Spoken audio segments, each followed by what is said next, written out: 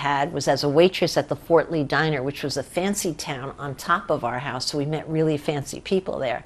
And I was one of the counter waitresses competing with the waitress at the next counter and getting very few male customers sitting at my counter because she had enormous breast and she had a gimmick that the guys loved. She would balance 2 coffee cups in each hand, that's 4, and 2 more on each breast, and she would hip her way through the doors. And so every guy in town wanted her counter rather than my counter. But fortunately for me, my mom had told me to compete I should braid up my long blonde hair and put red ribbons to match my little red turtleneck, and that's exactly what I did. And lucky for me, the night I did it was the night that Ramon Simone walked in and asked Nick, the manager, if he could sit at my counter. And that was my first lucky break because he offered me a ride home and became my boyfriend and moved me to New York City and paid for a whole week at the Barbizon Hotel for Women, and I never went back again to New Jersey.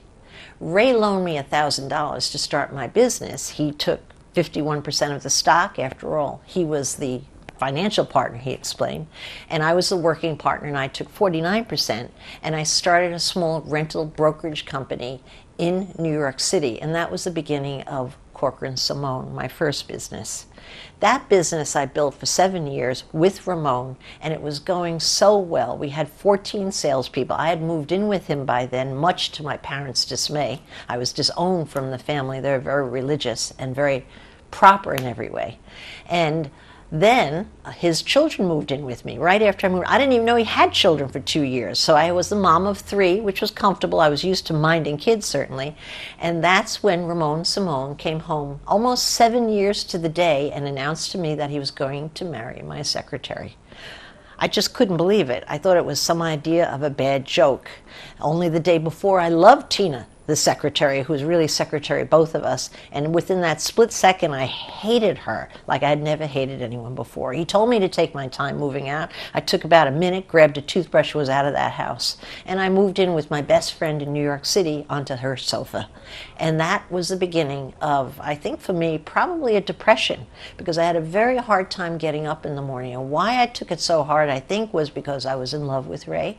I couldn't believe that my secretary had been sleeping with him. It seemed mind-boggling to me.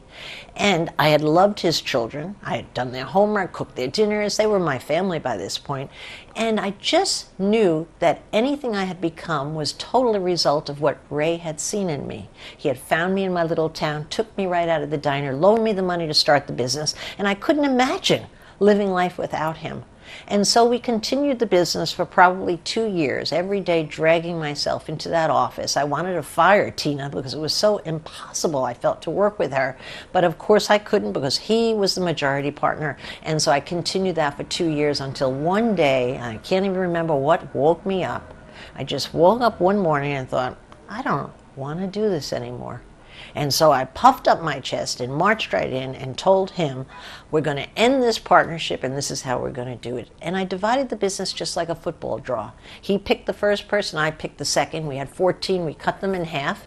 And I moved out of that office late that afternoon with half my money, which was about $12,000. We had $24,000 together.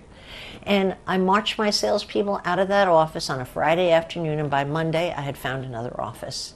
In those days, you could rent a phone and actually have them delivered the next day. And then all I had to do was go downtown and buy some cheap metal desks, get them in the space, and we were back in business.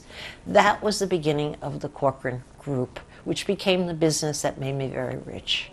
And right before I left the office and leaving Ray and Tina, and I remember it was like being in a movie, like slow motion, like I'm out of here. And Ray said, you know, Barbara, you'll never succeed without me. And thank God he said that to me, because I knew he had just handed me an insurance policy to succeed for the rest of my life. Because every time I thought of failing, or every time my back was against the wall, and every single real estate recession where I was out of money, out of luck, and thinking I was going down, I would just think of those words and a miracle would happen. I would think of one more idea to try to stay in business. And without those words, I think I would have given up many, many times. And that's what kept me on the straight and narrow, pushing ahead, because I couldn't stand the thought that he would watch me fail. Amazing how these negative things really play out in life, but that's how it played out for me. Well, of course, 20 years later, I did succeed without him, and I sold my business for $66 million cash. And you know what?